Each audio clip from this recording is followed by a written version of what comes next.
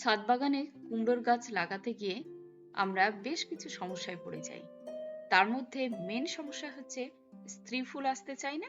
আর আরেকটা সমস্যা হচ্ছে যদি স্ত্রী ফুল এলেও বা তাহলে যে কড়াগুলো নষ্ট হয়ে যাচ্ছে। তো এই সমস্যার সমাধানের জন্য আমরা কি করতে পারি, এই নিয়ে আজকের আমার এই ভিডিও। আসসালামু আলাইকুম, আর গার্ডেনে আপনাদের সকলকে স্বাগত। এই র্যাকেটটার মধ্যে দুখানা মিষ্টি কুমড়োর গাছ লাগানো আছে। তো গাছটাতে প্রথম দিকে অনেক ফল এসেছিল, মিষ্টি কুমড়োতে ভর্তি হয়ে গেছিল গাছটা। তারপরে একটা কুমড়ো থাকার পরে দেখছি অন্যগুলো সব ঝরে গেছে। তো আমরা রাসায়নিক পেস্টিসাইড ইউজ করে হয়তো এই ঝরানোটাকে কমাতে পারি। তবে আমরা ছাদ বাগান করতে গিয়ে চেষ্টা করি জৈব দিয়েই এই ট্রিটমেন্ট করব। তো আমি আজকে জৈব দিয়েই গাছটার ট্রিটমেন্ট করব এবং এখানে দেখাবো যে একটাও মিষ্টি কুমড়ো ঝরে যাবে না, মিষ্টি কুমড়ো থেকে যাবে, আর ফলনটাও বাড়বে, আর সেই সাথে গাছ হেলদিও হবে। রাসায়নিক পেস্টিসাইড ইউজ করলে গাছের হেলথ কিন্তু নষ্ট হয়ে যায়। তো ছাদ বাগানে আমরা জৈব দিয়ে চেষ্টা করি এর সলিউশন গুলো করতে।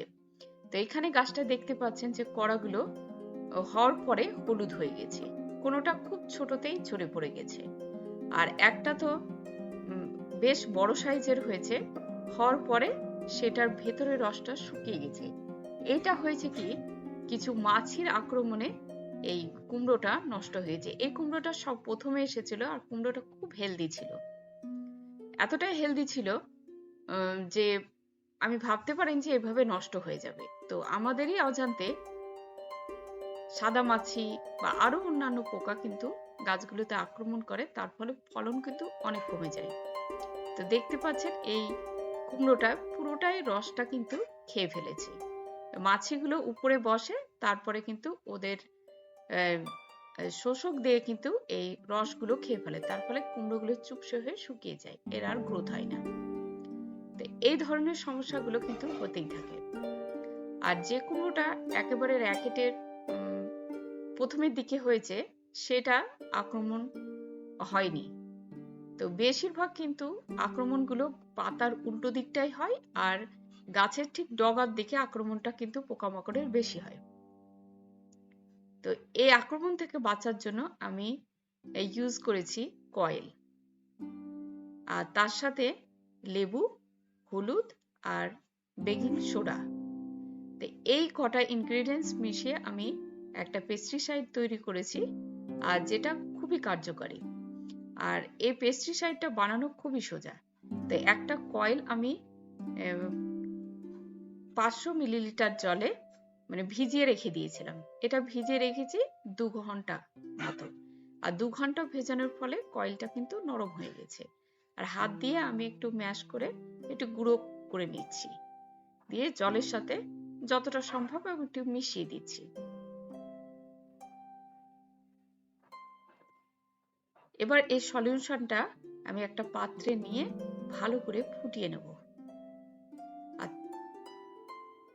বেশ মিনিট 5 আমি ফোটাবো, ফুটিয়ে যাতে একটু কম হয়ে যায় সেই পর্যন্ত ওয়েট করব।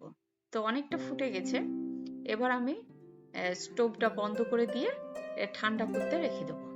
মোটামুটি ঠান্ডা হলেই চলবে। এই যে অতিরিক্ত গরম ভাবটা আছে, জাস্ট এই ভাবটাকে একটু ঠান্ডা করে একটু উষ্ণ অবস্থাতে নিয়ে আসবো। কিছুটা উষ্ণ অবস্থায় চলে এসছে, এরপর আমি এক ভাব লেবু নিয়ে নিচ্ছি, আর লেবুটা এতে চিপে দেবো। লেবুতে থাকে সাইট্রিক অ্যাসিড।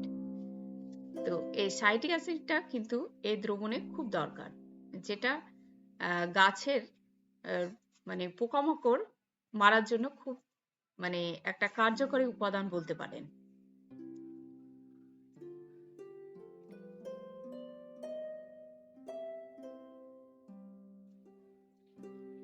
এবার আমি মেশাচ্ছি 1 চামচ বেকিং সোডা আর 1 চামচ হলুদের গুঁড়ো। আর বেকিং সোডা আর হলুদের গুঁড়ো এই দুটো কিন্তু ফাঙ্গাস, পোকামাকড় এর আক্রমণ থেকে গাছকে রক্ষা করে।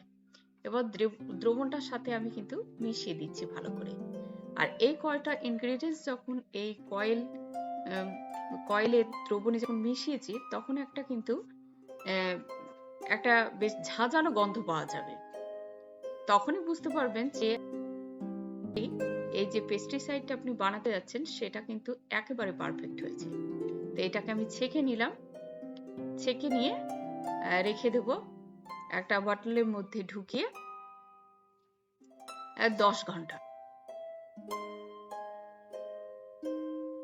মানে আপনি আজ তৈরি করে দ্রবণটা যদি পরের দিন গাছে অ্যাপ্লাই করেন তো বেশি কার্যকারী হয়। তো মিনিমাম আমি 10 ঘন্টা কিন্তু রেখে দিয়েছি। আর এর সাথে একটা কর্পূর অ্যাড করে দিলাম। কর্পূর দিয়ে প্রিজার্ভ করাও যায়, আবার কর্পূর কিন্তু পোকামাকড় দূর করতেও কর্পূর আমরা কিন্তু ব্যবহার করি। তো এই পেস্টিসাইডটা আমি এই যে সমস্ত ইনগ্রেডিয়েন্ট গুলো দিলাম, প্রত্যেকটা ইনগ্রেডিয়েন্টে কিন্তু আপনার পোকামাকড় এর হাত থেকে গাছকে রক্ষা করবে। তো ঠিক 10 ঘন্টা পরে আমি এসেছি, আর যে দ্রবণটা আমি তৈরি করে নিয়েছিলাম সেটার সাথে মানে ডাবল জল দিয়ে দিলাম। মানে যতটা দ্রবণ তার থেকে বেশি পরিমাণে একেবারে পাতলা করে নিলাম। নিয়ে আমি একটা অন্য বটলে নিয়ে দিচ্ছি, এটা আমি স্প্রে করব। মানে কিছুটা নিলাম আর কিছুটা স্প্রে বটলে নিলাম। আর এটা অনেকটা, প্রায় এটা 1 লিটার মতো আমি জল দেব। মানে ধরে রাখবেন যে দ্রবণটা আমি তৈরি করলাম সেটা 50 ml মতো নেবেন। আর 50 ml এ আপনি 1 থেকে 1.5 লিটার জল দিয়ে একেবারে পাতলা করে দেবেন। আর এই যে পেস্টিসাইডটা তৈরি হলো, এই পেস্টিসাইডটা আপনি সপ্তাহে 2 বার করে ব্যবহার করুন গাছগুলোতে। তাহলে শুধু মিষ্টি কুমড়োও নয়, আপনি অন্যান্য গাছেও ইউজ করতে পারেন। পাতার উপরের দিক, নিচের দিক, পুরো গাছটাকে আপনি ধুয়ে ফেলুন। তাহলে দেখবেন যে পোকামাকড় এর হাত থেকে একেবারে রিলিফ পেয়ে গেছেন। আর আপনার একটাও কড়া ঝরে যাচ্ছে না, আর ফলনও বাড়বে কিন্তু ডবল হারে। শুধু আপনারা এই ট্রিকটা একবার অ্যাপ্লাই করে দেখুন। তো গাছটা খাবার কিন্তু প্রচুরই দেওয়া আছে, যেরকম খাবার লাগে আর কি। আমি মাটি তৈরি থেকে শুরু করে যতগুলো যত্ন করেছি প্রত্যেকটা স্টেপে কিন্তু আমি গাছে খাবার দিয়েছি। খাবার দেওয়ার ফলে গাছের গ্রোথ কিন্তু ভালো আছে, তা সত্ত্বেও কড়া ঝরে যাচ্ছে। তো কড়া ঝরে যাওয়ার মেন কারণ হচ্ছে পোকামাকড়ের আক্রমণ। কিছু পোকামাকড় আমরা চোখে দেখতে পাই, আর কিছুগুলো দেখতে পাই না।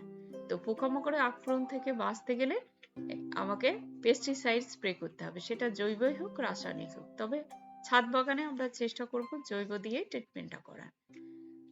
তো জৈব এই পেস্টিসাইডটা আপনারা মানে 2 বার করে ব্যবহার করুন, সপ্তাহে 2 বার করে ব্যবহার করুন, রেজাল্ট পাবেন। এরপরে যদি দেখেন যে অতিরিক্ত পোকামাকড়ের আক্রমণ হয়ে গেছে, আপনার গাছ একেবারে গ্রোথ নেই, মানে ফল আসতেই চাইছে না বা ফল এলেও ঝরে যাচ্ছে, তো সেক্ষেত্রে আমি রাসায়নিক হিসেবে একটা পেস্টিসাইডের কথা বলবো, সেটা হচ্ছে টরফিট। তার দামটাও খুব কম, 17-18 টাকা প্যাকেট নেবে। সেটা আপনারা 2 ml মতো 1 লিটার জলে দিয়ে গোটা গাছে স্প্রে করে দিন, দেখবেন রেজাল্ট ভালো পাবেন। আর আরেকটা জিনিস বলবো যে অনেকের সমস্যা হয় যে ছাদ বাগানে গাছ লাগিয়েছেন, পুরুষ ফুলে ভরে গেছে কিন্তু স্ত্রী ফুল আসছে না। তো স্ত্রী ফুল আসার জন্য আমি একটাই ট্রিক বলবো, সেটা হচ্ছে আপনারা যখন গাছটা 1 ফিটের উপরে হয়ে যাবে তারপরে আপনারা জি কাটিং করতে রাখুন।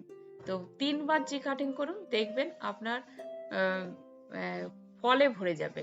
তো এই ট্রিকটা আপনারা নিতে পারেন। আর আরেকটা কথা বলবো, যখন গাছ মানে ফুল ফল দেবে সেই মুহূর্তে আপনারা পটাশিয়াম, সালফার, ম্যাগনেসিয়াম এই জাতীয় খাবারগুলো দিতেই থাকুন।